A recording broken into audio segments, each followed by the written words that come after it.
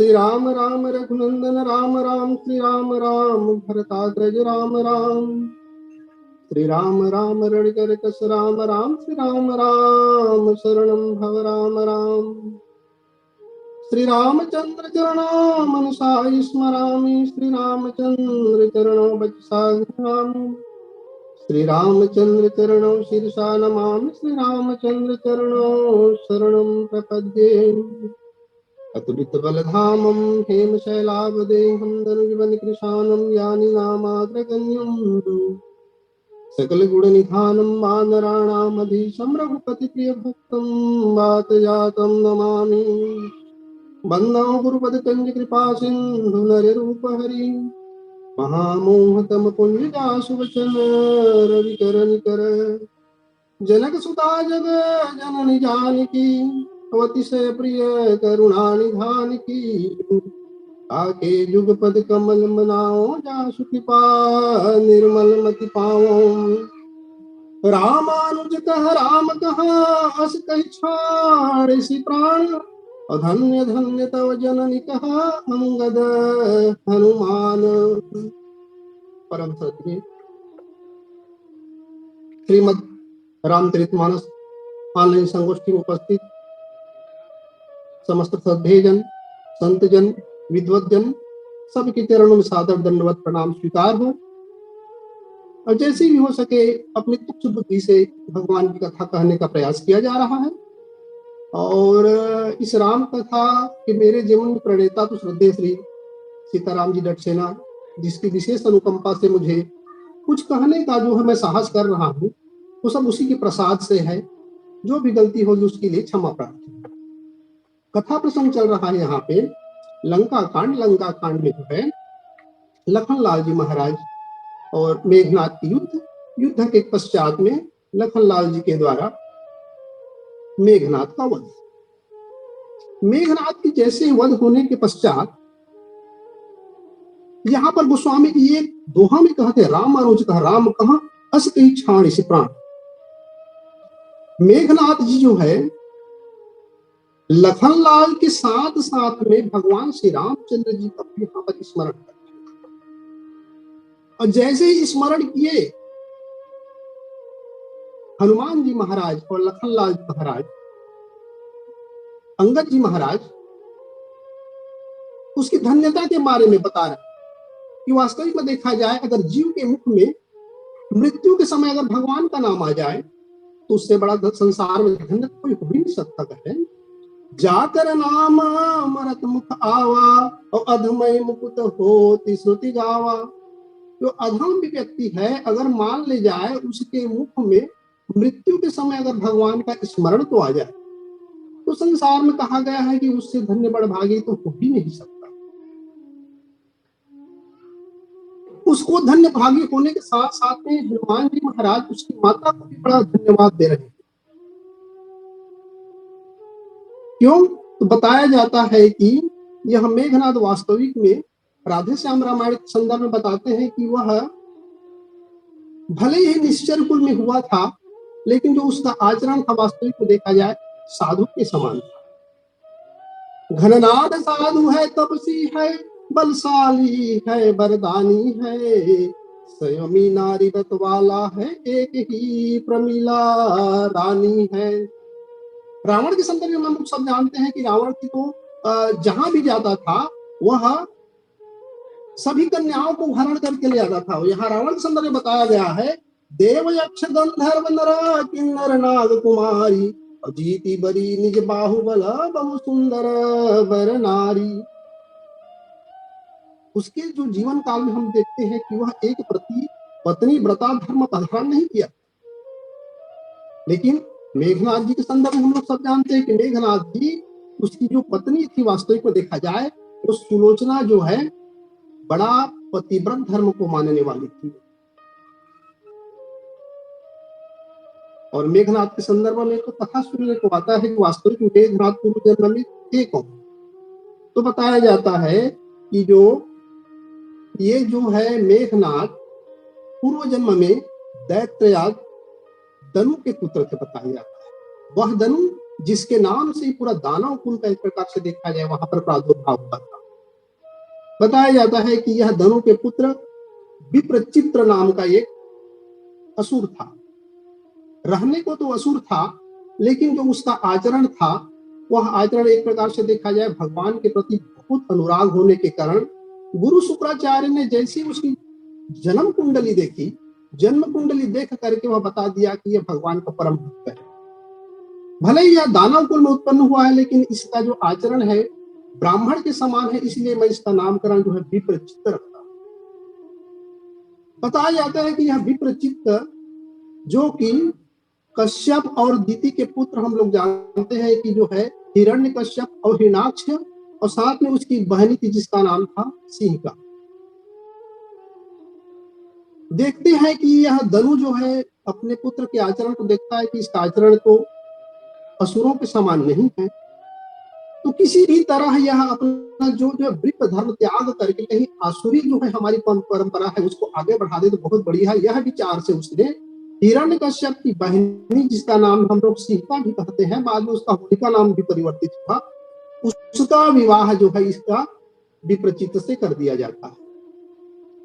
विप्रचित्त से कर देने के पश्चात में बताया जाता है कि विप्रचित्त और सिंहिका को हिरण्यकश्यप अपने यहाँ जो जवाई के रूप में रख दिया, लेकिन इसके व्यवहार में कोई परिवर्तन नहीं हुआ। समय के पश्चात में इसका पुत्र हुआ जिसका हम लोग जानते हैं राहु का कहा गया है, और ये राहु के कारण इसकी माता की जो है मृत्यु हो जाती है।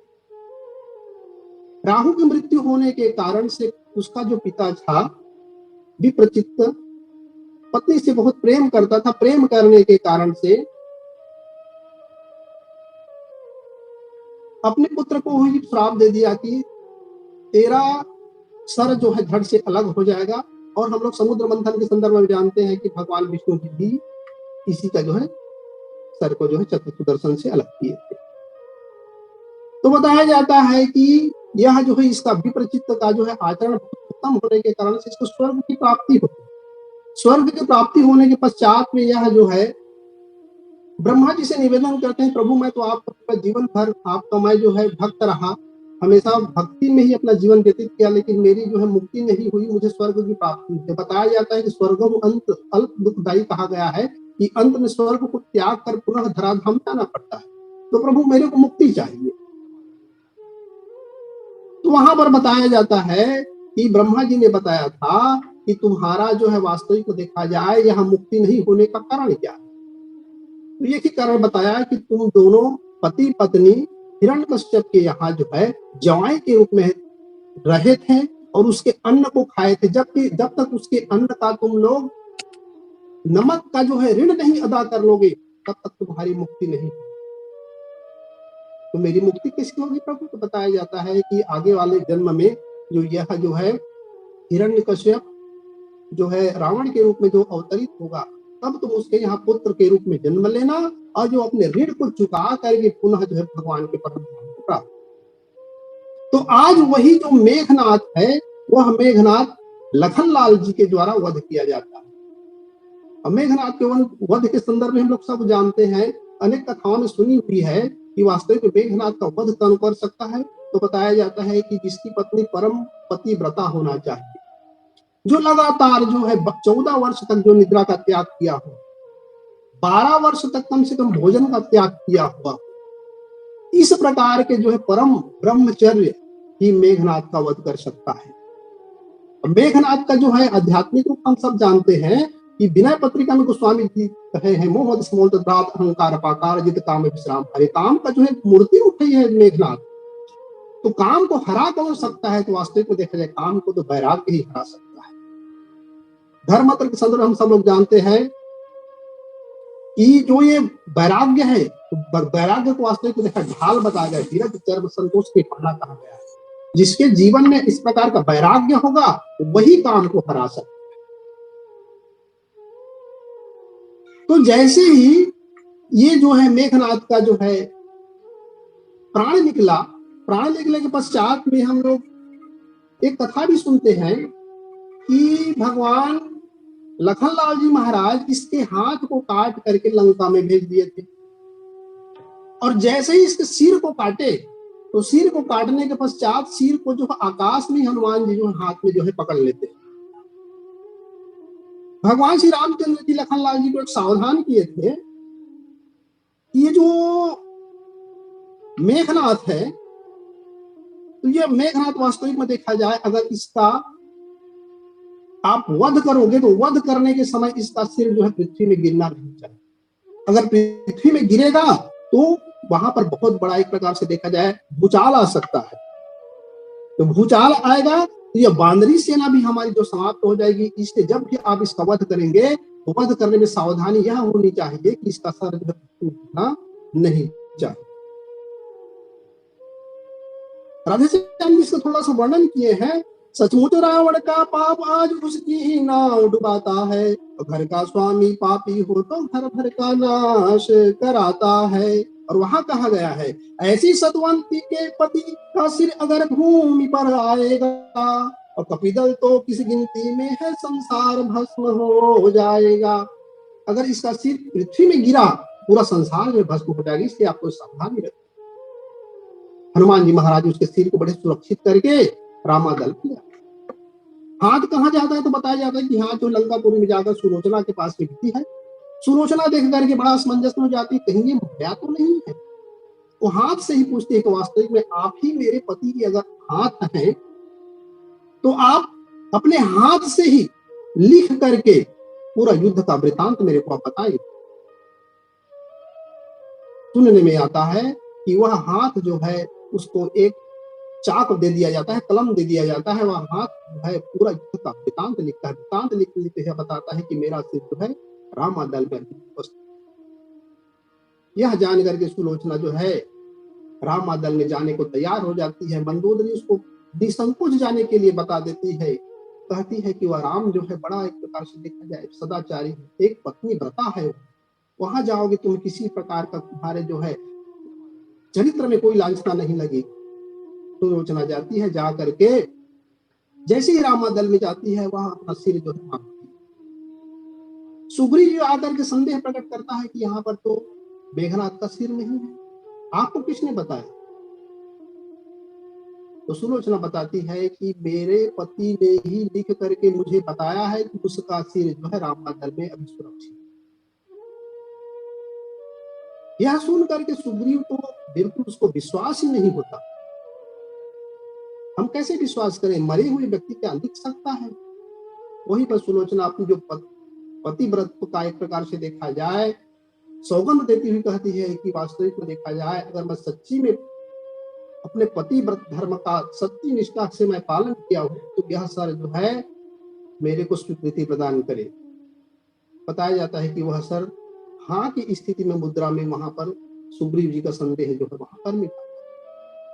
तो इस प्रकार का जो लखनलाल जी के द्वारा जो है मेघनाद का वध होता है। मेघनाद को वास्तविक में देखा जाए भले ही वह जो ऋण चुकाने के लिए अपने पिताजी का हमेशा समर्थन किया, कभी वह विरोध नहीं किया। अपने जैसे ही पूर्ण हुआ इस लोक से उसकी परम धाम प्राप्त हुई। अब यहाँ पर एक प्रश्न यही उठता है कि वहां पर जैसे ही मेघनाद की मृत्यु होती है वहां पर अंगद और हनुमान जी उसकी माता को भी बड़ा धन्यवाद देते हैं कि धन्य है इस प्रकार की जो है पुत्र की माँ। वो तुम जैसे बेटे पर माता फूल समाती है, जिस माँ का ऐसा बेटा है निश्चय ही वह धन्य कहता है। वास्तविक में देखा जाए इस प्रकार का जो अपने जो कर्तव्यों का पालन करते हुए जो अपने प्राणों का त्याग दे दे, उस बेटे से तो उस माँ का कैसे धन्यवाद ज्ञापित किया जाए, वो प्रणम्य है, प्रणाम करने योग्य है। तत्पश्चात में यहाँ पर थोड़ा सा गोस्वामी जी दार्शनिक प्रसंग प्रस्तुत करते हैं। भगवान राम के साथ में लखनलाल जी का यहाँ पर दोनों जगह का ईश्वर है।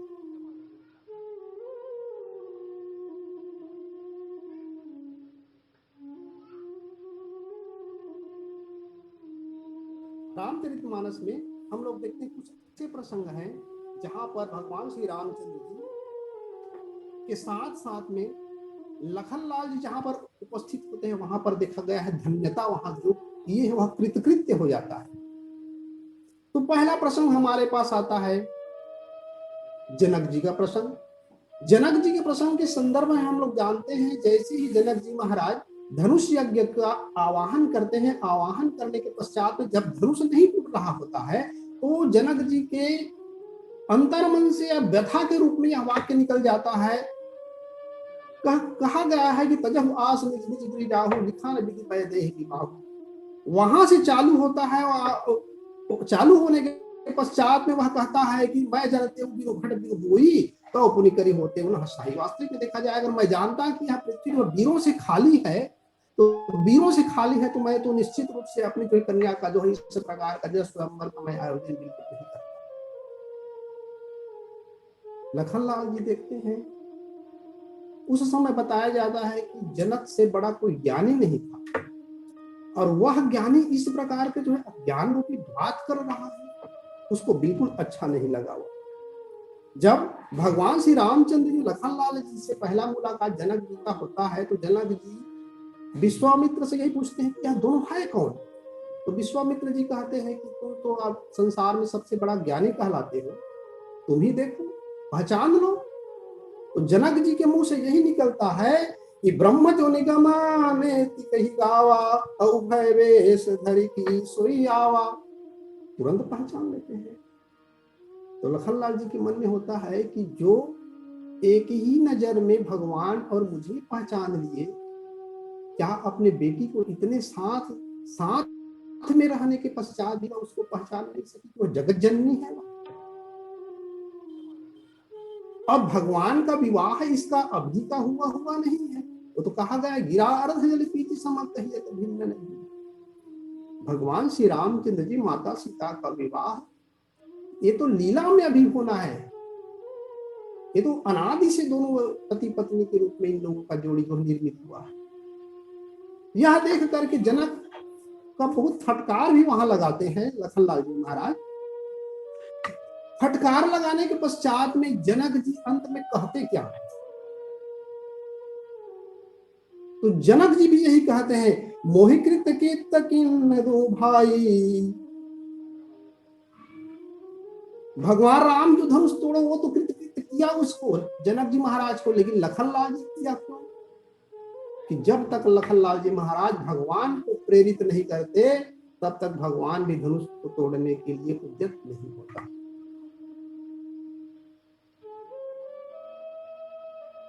जैसे ही कहा कि मोहिकृत के तकिन दो भाई, अब जो उचित सो कहिए गोसाई।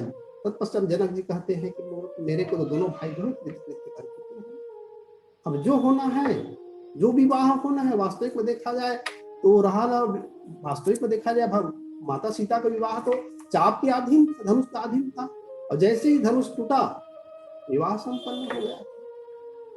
तो वहां भी भगवान श्री रामचंद्र जी के साथ साथ में लखनलाल जी भी, वो भी जनक यही कहते हैं कि ये दोनों भाई मेरे को कृत्य किए। दूसरा प्रसंग आता है जस्ट इसके बाद परशुराम का। परशुराम जी महाराज जैसे ही धनुष भंग का समाचार सुनते हैं, यही अवसर सुनी शिव धनु भंगा और आए भुकुल कमल पतंगा। जैसे ही धनुष के टूटने का समाचार परशुराम जी महाराज को मिला, परशुराम जी महाराज तुरंत ही वहां पर पहुंच जाते हैं। और जनक का पहला वाक्य, उसको जनक वो यही बोलते हैं, कह जड़ जनक धनुष कै तोड़ा। यही प्रश्न करता कि ऐ जड़ जनक, ये बता, ये धनुष को किसने तोड़ा? अब भरी सभा में इतना ज्ञानी को कोई जड़ कह दे तो इससे बड़ा उसका अपमान क्या हो सकता है। भगवान श्री रामचंद्र जी स्वयं सामने आते हैं, कहते हुए, नाथ संबधनु भंजनिहारा, अहोई कऊ एक दास तुम्हारा। बताता है कि हे प्रभु, आपका दास ही कोई धनुष को तोड़ सकता है, आपकी कृपा से कोई धनुष को तोड़ ही नहीं सकता। बहुत ज्यादा वहां पर परशुराम जो है क्रोधित होते हैं, कहते हैं, सुनो राम जय शिव तोरा सहज पाउसम चोरी मोरा। वहां भी कहा गया है कि जिसने भी धनुष को तोड़ा है, वास्तविक में देखा जाए सहस्त्र अर्जुन के समान मेरा सबसे बड़ा शत्रु। लखनलाल जी वहीं पर परशुराम के प्रति कटाक्ष करते हुए कहते हैं कि यही धुर पर ममता के ही। हे प्रभु, हम तो देख सुने हैं कि जो जनक का यज्ञ है उस ममता का त्याग का यज्ञ है। बताया जाता है कि रामचरितमानस में मुख्य रूप से 3 यज्ञों की चर्चा की गई है। महाराज दशरथ के यज्ञ को सकाम यज्ञ कहा गया है, विश्वामित्र के यज्ञ को तो निष्काम यज्ञ कहा गया है, लेकिन जनक जी का जो धनुष यज्ञ है इसको कहा गया है समर्पण यज्ञ। समर्पण यज्ञ में यही होता है कि जो अपनी ममता है उसको ममता का त्याग करना। कहा गया ममता तरुण तमी अंधियारी, राग द्वेष कुलक सुखकारी। ममता का अगर त्याग हो जाए वो भी प्रभु के चरणों में, उससे बड़ा त्याग कोई नहीं हो सकता। जैसे ही परशुराम जी का जो है भ्रम मिटता है, मिटने के पश्चात में परशुराम यही कहे हैं, अनुचित बहुत कहे अज्ञाता, क्षमहु क्षमा मंदिर दो भाता। भगवान श्री रामचंद्र जी ने धनुष तोड़ा, भगवान श्री रामचंद्र जी ने परशुराम का जो है जो अज्ञान को जो है दूर किया, संदेह को मिटाया, लेकिन परशुराम जी महाराज भगवान श्री रामचंद्र जी का विनय न कर करके लखनलाल जी को भी कहते हैं कि वास्तविक में देखा जाए आप तो क्षमा के दोनों भाई मंदिर है। तो मान जाए भगवान श्री रामचंद्र जी क्षमा रूपी मंदिर के भवन है, तो लखनलाल जी वास्तविक में देखा जाए उसका आधार है। जब तक आधार नहीं होगा तब तक मंदिर का निर्माण नहीं हो सकता। भले ही आधार हमको दिखाई ना दे, नींव दिखाई ना दे, तो जब तक हम नींव नहीं होगा तब तक मंदिर का आधार हो ही नहीं सकता। नामकरण के प्रसंग में भी गोस्वामी जी यही कहे हैं, लक्षण धाम राम प्रिय सकल जगत आधार, गुरु वशिष्ठ ते ही राखा सुमन नाम उदार। लखनलाल जी को वास्तविक में देखा जाए लक्षणों के धाम है, और लक्षणों के धाम के संदर्भ में बताया गया है कि हम लोग सब जानते हैं कि कई व्यक्तियों का जो है व्यक्तित्व के आधार पर ही उसके लक्षण का निर्धारण किया जाता है। जो बहुत ज्यादा ज्ञान रखने वाले उसको ज्ञानी कहते हैं, तो युद्ध कौशल में सबसे ज्यादा है उसको रणधीर कहते हैं। जो वाक में पटुता होता है, वाक चातुर्य में होता है, सो वाक पटु कहते हैं। लेकिन लखनलाल जी के संदर्भ में किसी भी प्रकार की एक सीमा में जो बंद कर नहीं रहने वाला। यही बात माता सुमित्रा भगवान रामचंद्र जी भी यही कहते हैं। क्या कहते हैं? जब वनवास के पश्चात भगवान श्री रामचंद्र जी दशरथ अयोध्या में आकर के जो है राज्याभिषेक उसका होने के पश्चात में एक दिन माता सुमित्रा जो है भगवान श्री रामचंद्र जी के भवन में पहुंचते। भवन में पहुंचने के पश्चात में माता सुमित्रा भगवान से निवेदन करती है, यह राम तुमको संसार में तुमको तो सब ईश्वर मानते हैं, और तुम्हारे साथ में मैं लखनलाल को मैं भेजा था,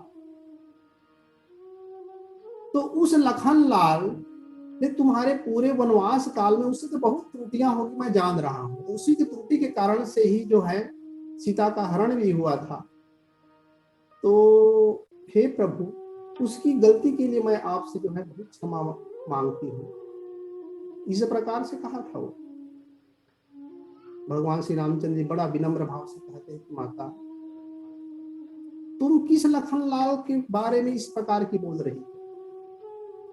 किस लखनलाल से के संदर्भ में तुम क्षमा मांग रही हो? जिस लखनलाल को मैं इतने समय से मेरे साथ मैं उसको खुद नहीं पहचान सकता। रामचंद्र जी का में केशवदास इसी को कहे हैं कि वास्तविक में लखनलाल है कौन भगवान श्री रामचंद्र जी का। तो भगवान श्री रामचंद्र जी स्वयं कहे हैं, पौरिया कहो कि प्रतिहार कहो कि धौ ध्रुव प्रभु, पुत्र कहो कि मित्र कहो मंत्री सुखदाई ने, सुबड़ कहो कि शिष्य दास कहो कि धौ दूत, देखिए को एक है अनेक भांति इन्हीं सेवा, लखन के माता अब कौन गुण कहीं हाँ। मैं उसको पौरिया कहूं कि मैं उसको प्रतिहार कहूं कि उसको वीर कहूं कि पुत्र कहूं कि सेनापति कहूं, क्या कहूं। जिस लखनलाल के साथ में मैंने इतने समय अपना समय गुजारा, मैं उसको पहचान नहीं सकी माता, तो तुम कैसे पहचान लोगी। कहने का मतलब है भगवान श्री रामचंद्र जी के जीवन में, चरित्र में, लीला में जिस चरित्र की आवश्यकता हुई लखनलाल जी महाराज वहां पर तुरंत प्रस्तुत हो जाते हैं उसी चरित्र को निभाने का। कहीं पर मित्र बन जाते हैं, कहीं पर पुत्र बन जाते हैं, कहीं पर सेवक बन जाते हैं, कहीं पर सेनापति बन जाते हैं।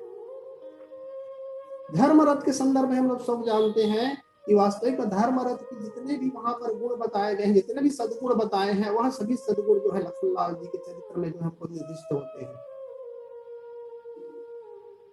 श्रद्धेय श्री वर्मा जी तो 21 दिनों तक हमको धर्मरथ के संदर्भ में बहुत विस्तार से बताए थे, इतना सदगुण के बारे में बताए थे। वह सभी सदगुण वास्तविक में देखा जाए किसी भी परिलक्षित होता है तो वह लखनलाल जी, लखनलाल जी महाराज जहां पर भी होते हैं भगवान श्री रामचंद्र जी का कार्य जो है बिना बाधा के संपन्न होता है। जहां पर भगवान श्री रामचंद्र जी लखनलाल जी को तो शामिल नहीं किए अपने चरित्र में, वहां पर हम लोग देखते हैं कहीं ना कहीं कुछ अनिष्ट हुआ है।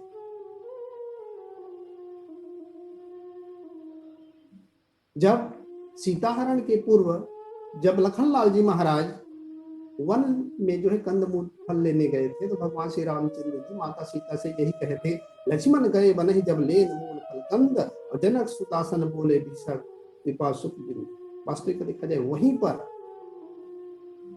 जहां पर लखनलाल जी नहीं थे, जिस चरित्र में उपस्थित नहीं थे, उस चरित्र को निभाने पर भगवान श्री रामचंद्र जी को भले ही लीला में हो लेकिन कष्ट झेलनी पड़ी। वहां पर भी जैसे ही मारीच के प्रसंग में हम लोग जानते हैं कि मारीच को जैसे भगवान श्री रामचंद्र जी ने अपने बाण से उसका वध किया, तो वहां पर भी मारीच जो है भगवान श्री रामचंद्र जी के साथ में लखनलाल जी का नाम लक्ष्मण कर प्रथम ही ले नामा पाछे सुन मन मंगा। हम लोग सब जानते हैं भगवान श्री रामचंद्र जी और लखनलाल दोनों जहां पर होते हैं वहीं पर जो है व्यक्तित्व की वास्तविक को देखा जाए कृत्या जो है संपन्न होती है। एक प्रसंग और आता है हमारे पास जहां पर भगवान श्री रामचंद्र जी हनुमान जी को माता सीता की खोज करने के लिए भेजते हैं। खोज करने के पश्चात में जैसे ही हनुमान जी महाराज माता सीता के सन्मुख में पहुंचते, पहुंच करके भगवान श्री रामचंद्र कुशल से उसको बताती है। बताने के पश्चात में माता सीता भी कहती है कि मेरे तरफ से कुछ संदेश लेके जाना है बेटा हनुमान, क्योंकि मैंने भगवान से जब से बिछड़ा है, बिछुरत प्राण किन्न पयाना, तो वहां कह चुकी जब से भगवान से बिछुड़न हुआ मेरा प्राण क्यों नहीं जाता। तो एक वाक्य को वह याद करती है। क्या वाक्य? जब भगवान की रक्षा के लिए लखनलाल जी को भेजते हैं तो वहां पर गोस्वामी जी यही लिखे हैं, मरम वचन जब सीता बोला हरि लक्ष्मण मन डोला। वहां पर भी कहा है मैं लक्ष्मण को कुछ अनुचित वचन बोल दिया था, कठोर वचन बोल दिया था। तो हे बेटा अगर तुम जाओगे तो भगवान श्री रामचंद्र जी के साथ साथ में लखनलाल जी का जो है उसका भी चरण स्पर्श करते हैं।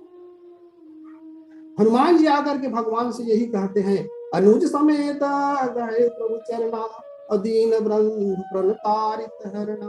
वास्तविक में देखा जाए लखनलाल जी भगवान के परम भक्त हैं। तो कहा गया है ना, जो अपराध भगत संग करेही और राम रोष पावक करेही।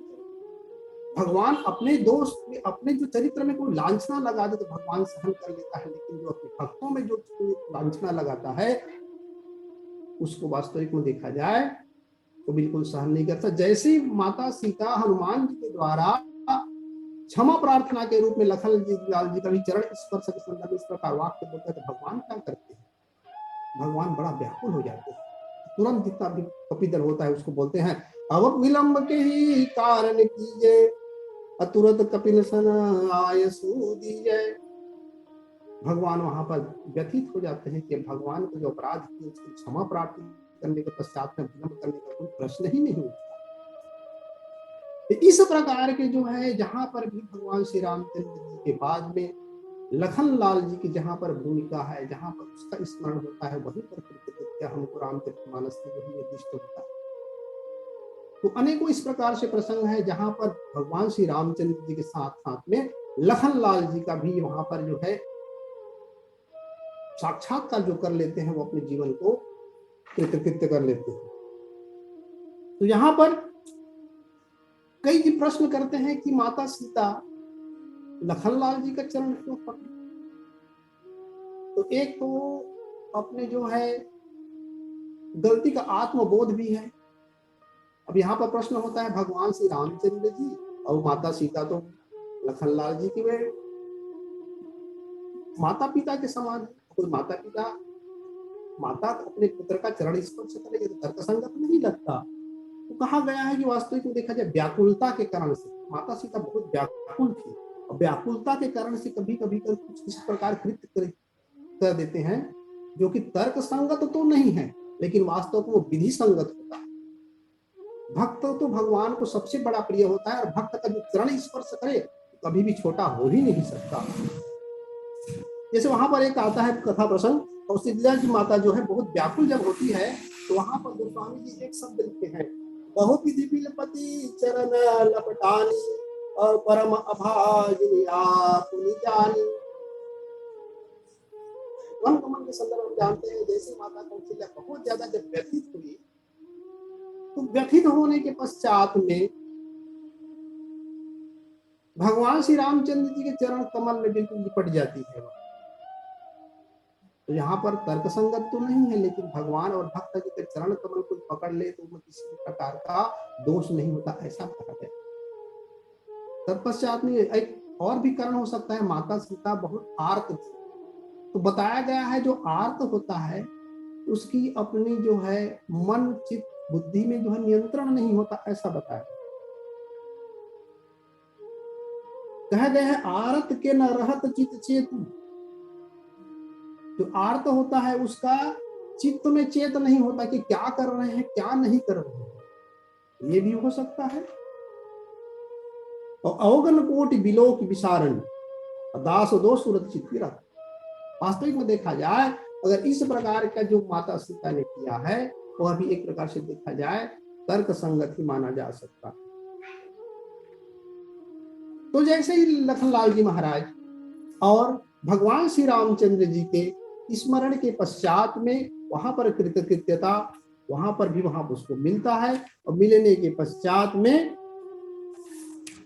जब बहुत ज्यादा विलाप वहां पर होता है, तो विलाप होने के पश्चात में हम सब जानते हैं कि जो लखनलाल जी और मेघनाथ के युद्ध के पश्चात में रावण के मन में जो वहां पर व्यथा है, वो व्यथा को वास्तविक में देखा जाए कहता है कि वह तो मेघनाथ तो रावण का एक दाहिना भुजा था।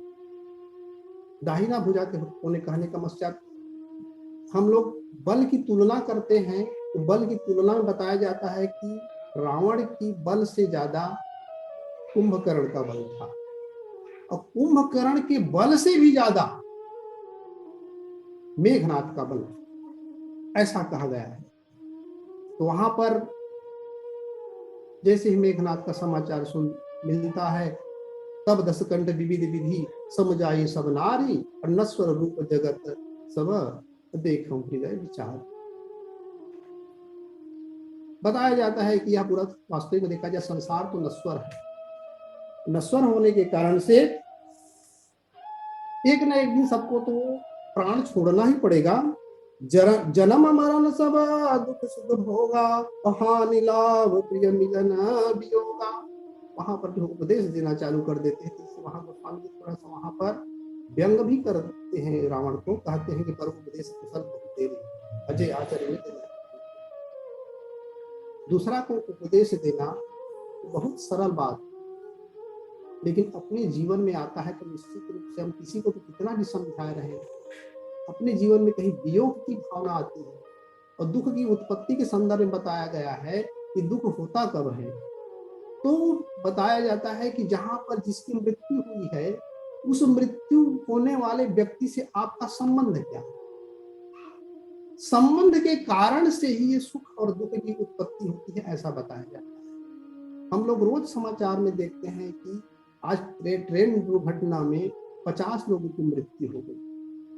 बढ़िया आराम से रहते हैं, दिन भर हमको कोई किसी प्रकार का जो चिंता होती है, न भय होता है, न दुख होता है, क्योंकि जो मरने वाला होता है उससे हमारा संबंध वास्तविक देखा जाए कोई संबंध नहीं। अगर उसी मरने वाले में कोई एक व्यक्ति, अगर कोई हमारा संबंधी हो जाए, कोई रिश्तेदार हो जाए, कोई प्रिय हो जाए, तो वही समाचार हमारे लिए दुखदायी भी हो सकता है। उसी को कहा गया है जन्म मरण सब सुख दुख होगा और हानि लाभ प्रिय मिलन भी होगा। यह जीवन का एक प्रकार से देखा जाए अनवरत करने वाली प्रक्रिया है। तो काल कर्म बस होई गोसाई और बर बस रात दिवस की नाई। गोस्वामी जी वहां स्पष्ट करते हैं कि यह है दुख का कारण। दुख का कारण भी हम लोग सब जानते हैं, काल कर्म और स्वभाव के कारण से हमको दुख मिलता है। और ये किस प्रकार से होता है तो गोस्वामी जी बिल्कुल स्पष्ट कर देते हैं, बर बस रास दिवस की नाई। जिस प्रकार रात के पास दिन, यह तो अनवरत चलने वाला जो है एक प्रकार से देखा जाए प्रक्रिया है। इस प्रकार से जो है रावण जो है अपने पुत्र के मरण से वहां पर व्यथित जितने भी नारियां थी, उस नारियों को समझाने का भी प्रयास किया जाता है। बताया जाता है कि मेघनाथ की मृत्यु के पश्चात में सुलोचना उसको सिर के ला करके और अपने जो है रावण ससुर के जो है अनुमति से ही वहां पर चिता में बैठ करके जो है अपना जो है सतीत्व को धारण करती है। तो इस प्रकार से पूरे रामचरितमानस में भले ही मेघनाथ का जो चरित्र है हमारे सामने में, जैसा भी उसका जो है राक्षस कुल में उत्पन्न होने के कारण से, व्यवहार के कारण से, भले ही हमारे सामने में उसका जो चरित्र जो है एक आदर्श चरित्र नहीं है, लेकिन फिर भी अपने पिता का कभी उसने विरोध नहीं किया, हमेशा एक पत्नी व्रत धारण किया। तो इस प्रकार से हम लोग जान सकते हैं कि थोड़ा सा इसका भी चरित्र जो है आदर्श चरित्र के रूप में हो सकता है। लेकिन साथ दिया, किसका साथ दिया, तो हम लोग जानते हैं कि साथ दिया रावण का। रावण जो है जो अनाचारी था, अनाचारी का साथ देने के कारण से ही उसका भी सर्वनाश हुआ। और इसी के साथ में मैं अपनी वाणी को विराम देता हूँ। समय पूर्णता की ओर है, जो भी गलती होगी उसके लिए साथ